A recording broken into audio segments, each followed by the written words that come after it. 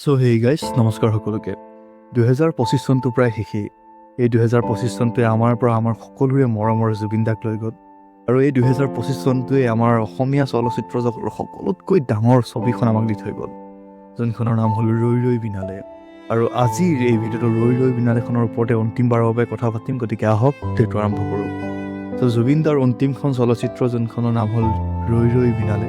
জুবিন দাৰ সপোন, জুবিন দাৰ 15 বছৰৰ তপস্যা আছিল এই চিনেমাখনত। জুবিন দাৰ 15 বছৰৰ কষ্ট আছিল এই চিনেমাখন।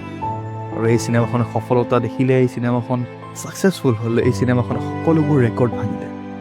এনেকুৱা কাম কিছুমান কৰি দেখুৱালে যেনেকুৱা কাম কোনো অসমীয়া চিনেমাই আজিলৈকে কৰিব পৰা নাছিলে, বা ভৱিষ্যতে হয়তো কোনো বেলেগ চিনেমাই এনেকুৱা পৰিৱেশ সৃষ্টি কৰিব নোৱাৰিব। এই চিনেমাখনৰ বাজেট আছিলে 5 কোটি টকা। এই চিনেমাখন বহুতো ঠাইত শ্বুট হৈছিলে। শ্ৰীলংকাত গৈ এই চিনেমাখনৰ কিছুমান পৰ্চন শ্বুটিং কৰা হৈছিলে। চিনেমাখনৰ প্ৰত্যেকটো গান, প্ৰত্যেকটো গীতেই সকলোৰে প্ৰিয় হৈ পৰিছিলে ৰিলিজ হোৱাৰ লগতেই। আৰু এই চিনেমাখন অসমত যেতিয়া ৰিলিজ হ'ল, এই চিনেমাখনে এনেকুৱা পৰিৱেশ কিছুমান সৃষ্টি কৰিলে যেনেকুৱা পৰিৱেশ আমি আগতে কেতিয়াও দেখা নাছিলোঁ। এই চিনেমাখন ৰিলিজ হওঁতে আমি দেখিলোঁ যে মানুহে ৰাতিপুৱা 4টা বজাত উঠি পেলাইও চিনেমা চাব যাব পাৰে।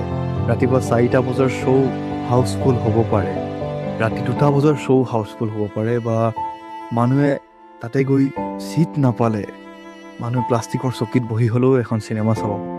গতিকে বহুতো কেতিয়াও পৰিস্থিতি আমি দেখিলোঁ এই চিনেমাখনৰ জৰিয়তে।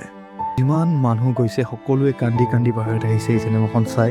আৰু প্ৰত্যেকটো মানুহ চিনেমা নোচোৱা মানুহ এই চিনেমাখন চাবলৈ গৈছে। যোনে ঘৰৰ পৰা ওলাব নোৱাৰে তেখেতসকলেও এই চিনেমাখন চাবলৈ গৈছে। এই চিনেমাখন চাবলৈ যাওঁতে কোনো ভবা নাই যে আমি এই চিনেমাখন ভাল পাম নে নাই, এই চিনেমাখন কেনেকুৱা হ'ব, এই চিনেমাখনৰ কাহানী কেনেকুৱা হ'ব, কোনেও এইটো ভবা নাই। কাহানী ভাল হ'ব নে বেয়া হ'ব, সকলোৱে মাত্ৰ ভাবিছে যে এইখন জুবিন দাৰ অন্তিমখন চিনেমা আৰু আমি এইখন চাম। আৰু সকলোৱে এইখন চাইছে। আৰু এই চিনেমাখনে বহুতো ডাঙৰ ডাঙৰ ৰেকৰ্ড ভাঙিলে। এই চিনেমাখনে এতিয়ালৈকে চিনেমা হলত লাগি আছে, আৰু চিনেমাখনে এতিয়াও ইনকাম কৰি গৈ আছে। কিন্তু এতিয়া অকণমান শ্ল' হৈছে যদিও এই চিনেমাখন এতিয়ালৈকে হলত লাগি আছে। ইমান দিন পিছতো, ৰিলিজৰ 2-3 মাহ পিছলৈকেও এই চিনেমাখন হলত চলি আছে। এনেকুৱা আগতে আমি কেতিয়াও কোনো চিনেমাৰ কাৰণে দেখা নাছিলোঁ।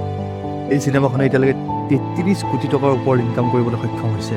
এইটো এটা বহুত ডাঙৰ নম্বৰ হয় এখন অসমীয়া চিনেমাৰ কাৰণে, কাৰণ আজিলৈকে কোনো এখন অসমীয়া চিনেমাই 15 কোটিৰ ওপৰত ইনকাম কৰিব পৰা নাছিলে লাইফ টাইমত। আৰু এই চিনেমাখনে এতিয়ালৈকে 33 কোটি টকাৰ ওপৰত ইনকাম কৰি লৈছে, আৰু ইতিমধ্যে ইনকাম কৰি গৈ আছে। আৰু এই চিনেমাখনৰ প্ৰত্যেকটো গান যেতিয়া ৰিলিজ হৈছে, প্ৰত্যেকটো গান ট্ৰেণ্ডিঙত আছিলে।